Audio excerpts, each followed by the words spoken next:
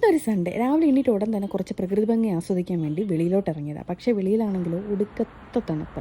അധികം നേരം അവിടെ നിൽക്കാൻ പറ്റാത്തതുകൊണ്ട് തിരിച്ച് അതേപടി ഞാൻ വീട്ടിലോട്ട് ഓടിക്കയറി. പൊതുവേ സൺഡേസ് ഒക്കെ എനിക്ക് മടി പിടിച്ച ദിവസമായിരിക്കും. പക്ഷേ ഇന്ന് എണീറ്റപ്പോൾ കുറച്ച് ഉന്മേഷവും എനർജിയൊക്കെ ഉണ്ട്. അന്ന് എനർജി ചോർന്നു പോകുന്നതിന് മുമ്പ് തന്നെ ആ കുക്കിംഗ് അങ്ങ് ഒതുക്കി വെച്ചേക്കാമെന്ന് വിചാരിച്ചു. സ്ഥലത്തിൻ്റെ പരിമിതി കാരണം വലിയ പാത്രങ്ങളൊക്കെ ഞാൻ ഇതേപോലെ മണ്ടയ്ക്കാണ് വെക്കാറുള്ളത്. ബൾക്കായിട്ട് ചിക്കൻ വാങ്ങിക്കുമ്പോൾ ഞാൻ ഈ പാത്രമാണ് യൂസ് ചെയ്യുന്നത്. പൊതുവേ ഞാൻ ഒരാഴ്ചത്തേക്കുള്ള മീൽ ഒരുമിച്ചാണ് പ്രിപ്പയർ ചെയ്ത് വെക്കാറുള്ളത്. ഇതിപ്പോൾ 2 ആഴ്ചത്തേക്കുള്ള ചിക്കൻ ഉണ്ട്.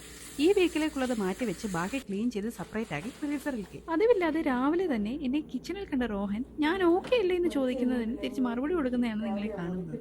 ഇനി നമ്മുടെ മെയിൻ കലാപരിപാടികൾ. ആദ്യം ചിക്കൻ നല്ല ചെറിയ പീസായിട്ട് കട്ട് ചെയ്യുക. അതിനുശേഷം മാരിനേഷൻ കൊണ്ട് ഞാൻ ഉദ്ദേശിക്കുന്നത് വീട്ടിലുള്ള സകലമാന പൊടികളും തട്ടിയിട്ട് ഇളക്കുക എന്നുള്ളതാണ്. എനിക്ക് പ്രത്യേകിച്ചൊരു റെസിപ്പി ഇല്ല മാരിനേഷനിൽ. വീട്ടിൽ എന്തൊക്കെയുണ്ടോ അതൊക്കെ ഇടും ഞാൻ. പിന്നെ നമുക്കിവിടെ ഇതേപോലത്തെ സീസണിങ് കിട്ടുന്നതുകൊണ്ട് ഇതും കൂടെ കുറച്ചിട്ട് ഇളക്കി കഴിഞ്ഞാൽ സംഭവം സൂപ്പറായിരിക്കും. അങ്ങനെ കുക്കിംഗ് പരിപാടി കഴിഞ്ഞപ്പോഴത്തേക്കിന് ഏകദേശം ഒരു 10 മണി കഴിഞ്ഞു. ഞാനിനി ബ്രേക്ക്ഫാസ്റ്റ് ഉണ്ടാക്കി തരും എന്ന പ്രതീക്ഷയില്ലാത്തതുകൊണ്ടാണ് റോഹൻ നേരെ കിച്ചണിൽ കയറി ബ്രേക്ക്ഫാസ്റ്റിൻ്റെ പരിപാടികൾ തുടങ്ങി. ഇനി നമുക്ക് നമ്മുടെ ബെഡ്റൂമിലോട്ട് കിടക്കാം.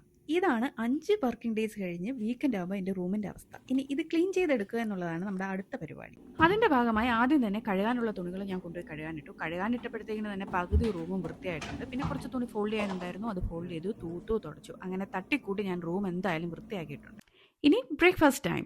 ഞാനിതൊക്കെ ചെയ്ത് കഴിഞ്ഞപ്പോഴത്തേക്കിന് റോഹൻ അവിടെ ബ്രേക്ക്ഫാസ്റ്റ് റെഡിയാക്കി വെച്ചിട്ടുണ്ട്. സോ നമുക്ക് കഴിക്കണമെങ്കിൽ ടി വി മുഖ്യമാണല്ലോ. സോ ടി വി ഒക്കെ ഓൺ ചെയ്ത് ബ്രേക്ക്ഫാസ്റ്റ് കഴിക്കാനായിട്ടിരുന്നു. അങ്ങനെ ഇനി പ്രത്യേകിച്ച് പരിപാടികളൊന്നും ഇല്ലാത്തതുകൊണ്ട് ഇനി രാത്രി വരെ ഞാൻ എൻ്റെ ഡേ സ്പെൻഡ് ചെയ്യാൻ പോകുന്നത് ഇവിടെ തന്നെ ആയിരിക്കും. അപ്പം ഇനി അടുത്ത വീഡിയോ ആയിട്ട് കാണുന്നവരെ ബൈ.